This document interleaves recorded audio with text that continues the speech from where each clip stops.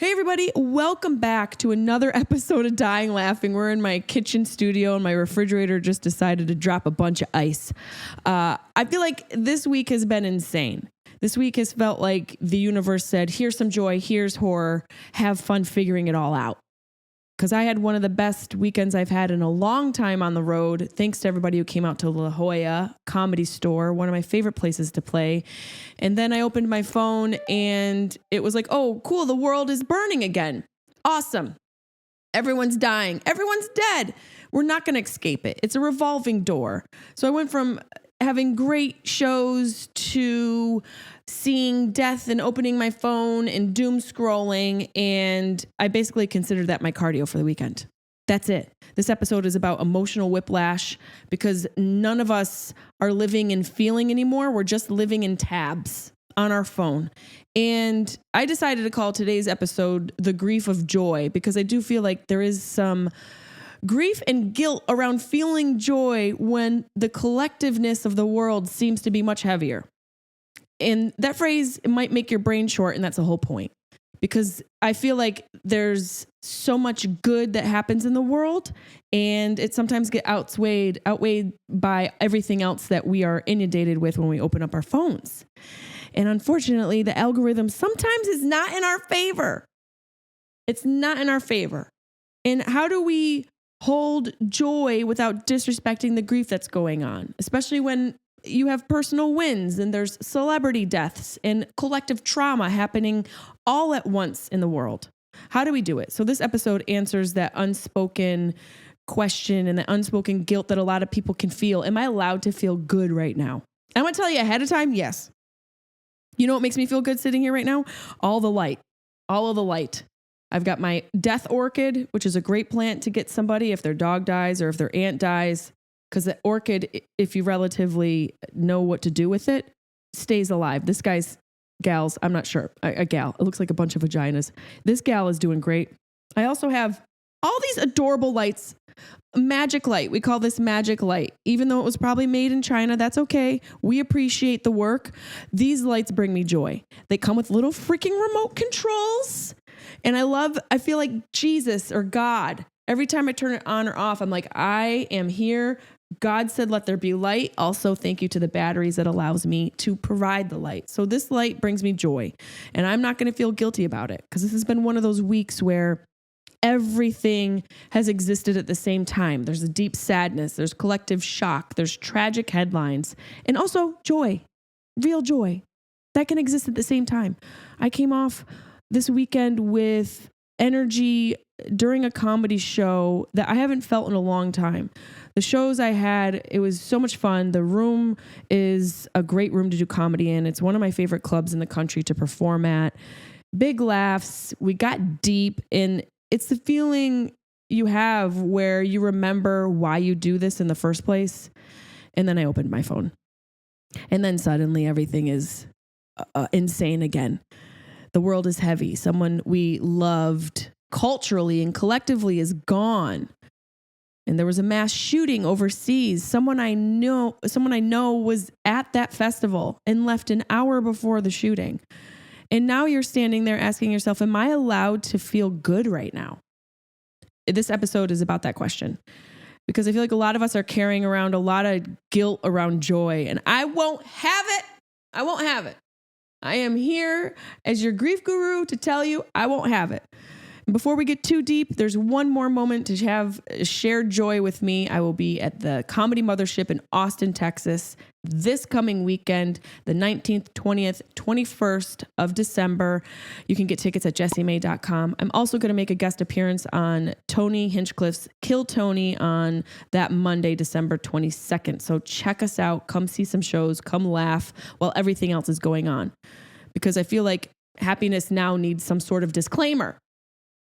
Because we're meant to just see all of this craziness. It's 11:11 on the clock, everybody. It's a sign. So, yeah, I think you're allowed to feel good right now. Doesn't mean you don't care. Doesn't mean that at all. Both these things can happen. Like laughter somehow means you don't care. That's just not true. Joy is not denial. It's not disrespect. It's not ignorance. It's being in the present. It's emotional regulation. And you can't feel guilty about needing to regulate yourself in a world that's constantly having some sort of disarray off in the distance or very close to you. Comedy, laughter, community. They don't erase grief. They metabolize it. They make it so you can chew on whatever the world force feeds you. They let the nervous system exhale for a brief second so we can keep on going, folks. We got to keep on going. We got to keep on trucking along. So today we're talking about how to hold on to both joy and grief, and the grief of joy when you feel like, fuck, should I feel this way right now? A sip out of my mother's mug. We got this mug together. She's gone. She dead AF, but this still brings me joy. Putting a nice little hot cup of tea in here. Sometimes I might have psilocybin dripping off the side so I can have an emotional conversation with Christ myself. It's all about finding those little moments of joy and how to sit in a world that's burning and let yourself feel warmth. How to experience joy without explaining it. How about just experiencing without explanation or apologizing for it or shrinking that shit down? If you have felt emotional whiplash lately, this episode's for you. Cheers. Cheers to you. I feel like what happened last night with Rob Reiner is absolutely wild. I think it indicates a lot of things that are going on multiple levels. I think celebrity deaths hit differently because they age us. It's not so much that we're sad about them. And yes, we are. Of course we are. The films that Rob Reiner brought to cinema changed the American fabric and really put, really put a lot of us in a place of joy because his movies are so funny and they tap into that human condition. But it doesn't mean we're not sad about him. I think we're more sad about time. I think when celebrities die, it reminds us of the limited time that we all have here together. And it sort of is like encapsulated, kind of like when our dogs pass away. Like I've said before, it's like an encapsulation. It's a time in your life and you feel the grief of all those enjoying, or all that enjoyment that you had watching the movies and all the times where you felt happiness and were able to get away and escape. And that person sort of provided that for you. So I don't want to go too deep into what happened with Rob Reiner, but we can talk about it. Rob Reiner and his wife were found stabbed to death. The director's family said he and his wife, Michelle, died Sunday, and county jail records showed that their son is arrested and has been arrested. So everyone thinks that the son has done this. It seems that the son has killed his parents. They were found stabbed to death in their home on Sunday night, according to the police. Their son, Nick, 32, was arrested on Sunday and booked in jail in LA County, and he's held on bail for $4 million. I feel like that was more than Diddy. I feel like that was a much more than Diddy. $4 million. He was booked for murder. Here's a quick thing about what we do know. The police responded after the deaths were reported at Mr. Reiner's house. They said that the reports of death came around 3:40 in the afternoon. They identified the residents. The deputy was conducting a death investigation. He said the investigators were trying to obtain a search warrant for the home. The police blocked off the street where the couple lived. Rob Reiner was just a G. He was a G of movies. He created so many amazing cultural iconic characters and goes way back. The dude goes way back into our cinematic history. And it's so sad that this is what his son wanted to do.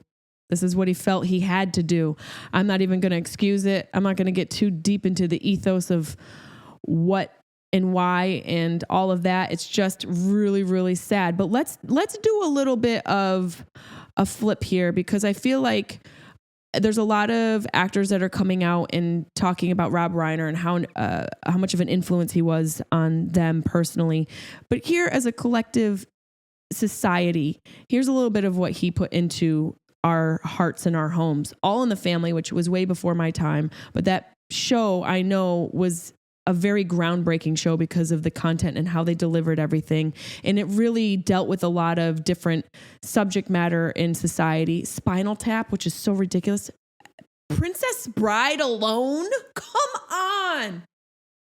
Marriage. There's so many one-liners. Princess Bride is like the OG Anchorman as far as like all the one-liners from that movie. Stand by Me? Are you kidding me? When Harry Met Sally, we don't even need to say anymore after Spinal Tap, Princess Bride, When Harry Met Sally, and Stand By Me. He also did A Few Good Men, The Wolf of Wall Street. He did Misery. Hello. He has Sleepless in Seattle. Rumor has it. Oh my God, rumor has it. That really struck a chord with me because Kevin Costner was such a hoe in that movie. Kevin Costner boned the whole damn family.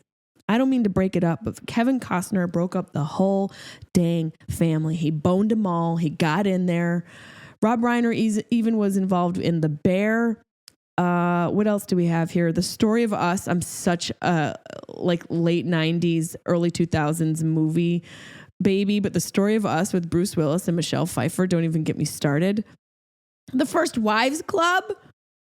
Ghost of Mississippi, which is fantastic. He worked with Albert Brooks, Andre the Giant. He did An Affair to Remember. There are classics beyond classics, an amazing catalog. His wife was also an amazing photographer, and now they're gone. And what do we do with that? You know, it's tragic. And then there's this horrible shooting that happened overseas, and that still wrecks us because trauma doesn't respect borders. It turns out anxiety has a passport and she travels all over the world regularly. And we're all expected to have a take now on everything. Sometimes my take is I'm exhausted and I want wine. I have read and seen too much. Everyone's like, use your platform. Sometimes my platform is horizontal. Sometimes I don't have a strong take on everything because I'm here and I really believe I'm put on this earth to be silly, be goofy, and keep it moving. We got to keep it moving. And that's what my mom always used to say to me back in the day. Whenever I'd get sad, and it didn't matter about who or what, she would tell me to keep going.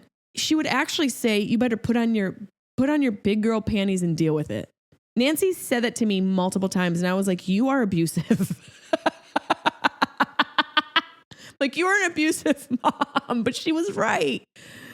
That's not to say we don't take a moment and experience what we need to experience. And obviously there's a lot of actors and singers that are closely connected to Rob Reiner and they're having their own emotional reaction to it. But my job isn't to sit and wallow in it. My job is to let you guys know that you can still feel happy when society's going crazy. A quick little inside here. I did shows in La Jolla, California, and I totally forgot to mention that I brought my assistant Deb. We had a great weekend and we stayed at the same hotel, and I forgot my joint and my lighter on my patio, and I wasn't going to leave it there. I like a few things in my life that I have that are my prized possessions, and I have this really cute lighter, and I had half a smoked joint. Look, I'm also my mother's daughter. I'm frugal. I'm not going to leave 6 buffs out on a patio. It's just not right. I probably should have left it for the cleaning lady. I didn't think about that. I did leave her money, so I feel absolved. But as I was going upstairs to get my lighter and my joint that I forgot on the patio, I came out of the room and then I locked myself out of the room immediately and also forgot my purse and phone in the room. So we had to go back down to the desk, ask for another key, go back up to the hotel room, get said lighter and joint and leave. And then we finally left laughing. And then if it weren't for all of that chaos and me forgetting things, and this is a quick sidebar point that I like to make, that I don't really believe in coincidences. I believe in what Bob Ross called happy accidents. And because of all of that, I noticed this sign that was on a podium outside of the hotel I'm staying at, which is problematic in many different reasons. But mainly, it says, those who are listening, you can't hear, but you might want to watch the video available on YouTube. Welcome to the Inn by the Sea, which is where we stayed. Jessimae and Debbie, comedy store headliners. So my assistant got to experience what it feels like to be promoted as a comedy store headliner. On the bottom, it says, we know you both will have amazing shows. And they weren't wrong. But we saw this because I was forgetful and then remembered that I was forgetful. And we got this great sign to hang up in the studio, the new studio that we're finishing. And there's a baby seal on the bottom. So look, there's joy if you keep your eyes open. Even through the chaos of losing things, you can find some joy. So I feel like, since we're talking about the guilt of joy, and this is a big one, and normalizing it is what I'm here for. But I definitely felt like I needed to say something about Rob Reiner and, the fact that I had like such a great night. Like, what do I do now? I had a great time and now this guy is dead. Am I allowed to feel happy from the weekend I had because it felt so magical? I feel like now joy, sometimes it feels like you have to show your receipt. You have to like have a receipt for why you feel happy. And it's not a disrespect. Like I said, it's not an ignorance of what's going on in the world. Doesn't mean you're not informed. It's not saying you don't care. Being joyful is just saying I'm still alive and my nervous system needs a win. It's being human. And if feeling joy during grief was illegal, then I would be in jail. I would be arrested on a $4 bail. It'd get you 4 beans to get me out of there. And that's why comedy isn't optional. That's why comedy is not an optional situation. And anyone who supports taking away the arts, well, then you better be ready for a lot of misery, because joy is a result, a product of the arts. Whatever you're into, actual art and paintings, installations, music, dance, interpretive dance, even that weird stuff, whatever you're into, that feeling of joy is a product of all of that. And that's why comedy needs to be a part of the conversation. The audience wasn't there to remember their problems. They came to the show to forget their problems. That's the exchange we have. They weren't there to sit next to strangers and exhale. They were there to laugh and forget about what they got going on. I feel like laughter is just letting go of the steering wheel for a second. That's what it is. Being out and enjoying and having a good time is you just letting go and being on automatic for a minute. A little bit of automated experience in life so that someone else can take over and make you be relieved of whatever's going on. And I'm not saying that comedy erases pain. I believe it metabolizes it. That's a big difference, which is basically a fancy way of saying we laugh so we don't scream. And that brings me to another point. They have scream camp. There's scream camps where people who haven't had the time or education or whatever it is to learn how to metabolize and regulate themselves, they spend thousands of dollars to pay some girl named Felicity to take them into the woods behind her house and scream. That's how desperate we are for a break. By the way, you guys, there's going to be a little link in the description of my show notes about how you can join my Scream Camp this summer. So get ready for Scream Queens with Jessimae Peluso. I bet Deb will probably make some graphic for that. We need a graphic for the Scream Queen week, Deb, in the woods. I think it's possible to have joy without toxic positivity. I know there's a lot of toxic positivity out there. It's when someone tells you, just be grateful when you're actively spiraling. I can't deal with that. You should just be grateful. Is that all I should just do? I am falling apart. Oh, thank you so much, Heather. All I needed to do was be grateful. Choke on a bone in your bone broth. I hope whoever made the bone broth forgot one little bone to pulverize and you kind of choke on it. I don't want you to die. I just want you to be humbled. It doesn't mean affirmations. Feeling joyful, you don't need affirmations. It means having a nap. You know what makes me joyful? A solid night of sleep. Sometimes joy is turning off the news and watching some schmaltzy Christmas movies all day long. You better believe I did that. Watched Holiday for the 4th time. And not having to worry about writing a think piece about it afterwards. You don't have to earn joy by suffering first. You're allowed to laugh and still care deeply. And you're allowed to live and grieve. Both can be existing in the same plane, and you don't need permission to feel okay.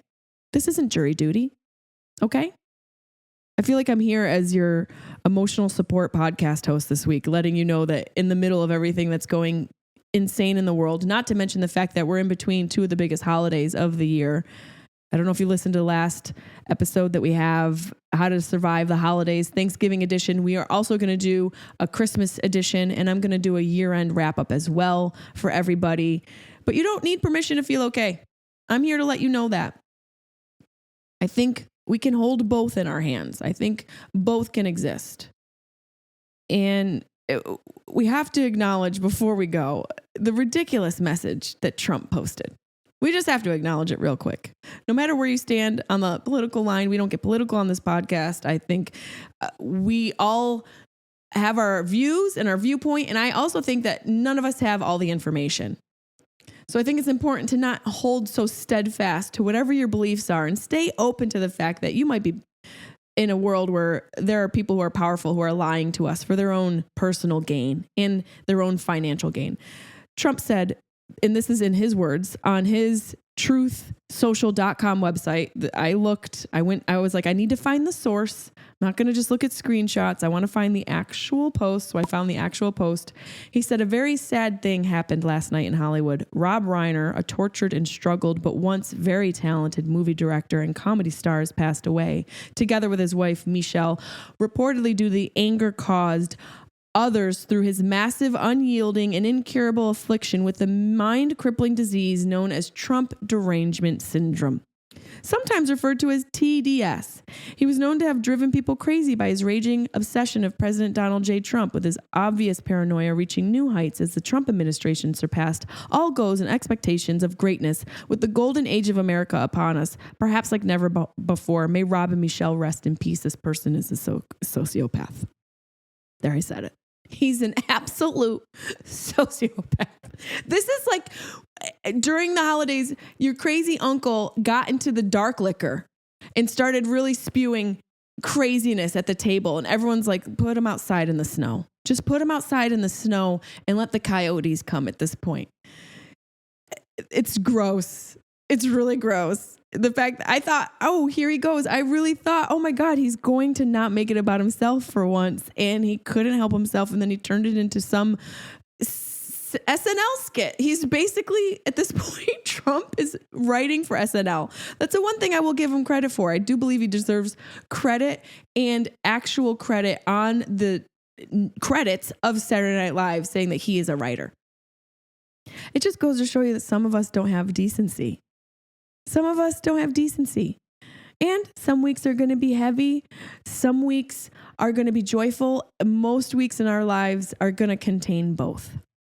And it might be a little bit of a challenge. You might sweat trying to figure it out, how to balance both of them. I feel like emotional adulthood is realizing that you can cry in the morning and laugh at night. You can wake up and shed your tears, and by the end of the day, you're in Target on an edible buying your 4th round of Christmas decorations. And Christmas is next week. And, crying in the morning and laughing at night doesn't cancel one or the other out. They both exist. We have an array of emotions. Let them flow through you. Let them flow. Don't let one emotion stick too long. I feel like that's my little tip for you. Because these emotions, you experience them on many different levels all day long. We have thousands of thoughts in one day and thousands of emotional responses to those thoughts. So just let it flow a little bit more. Be a little bit more light. Laugh at yourself a little bit more when you find yourself stuck in some place. Thanksgiving is about surviving family, and Christmas is about surviving family, and New Year's is about looking at the next chapter in your life and how you want to live it differently. What are you leaving behind? And I feel like this episode is kind of about us surviving the world and the world at large brought into our own smaller inner world. And I hope if you guys felt joy this week, that you allowed it to count, because I know I did. I'm not saying I'm better than anyone because I did that, but I really, in my heart and in my soul, on stage this weekend, felt like I tapped into the child in me and was really in the moment and playful. And if you feel grief, let it move. Let it linger how it is going to linger, and then let it move. And if you feel both, hey, congrats. You're human. And not everybody we mentioned in the podcast today is human, but everybody else is human. I want to know, guys, what made you laugh this week? What parts of life made you feel joy? Send us an email, JessimaePelusoComedy@gmail.com. Where did you find joy and not ask permission? And how do you regulate? What are you doing to regulate yourself? I want to hear the small wins, the weird wins, and the laugh, the time I laughed and felt bad about it wins. Email them to me, JessimaePelusoComedy@gmail.com. And remember, you can feel joy and horror in one single week. That's just being a human in today's world. And I hope this podcast made you feel both and relieved you a little bit. Thank you, guys. I will be back next week talking about how to survive Christmas. Also, a really great holiday movie, Surviving Christmas. Love you guys. Bye-bye.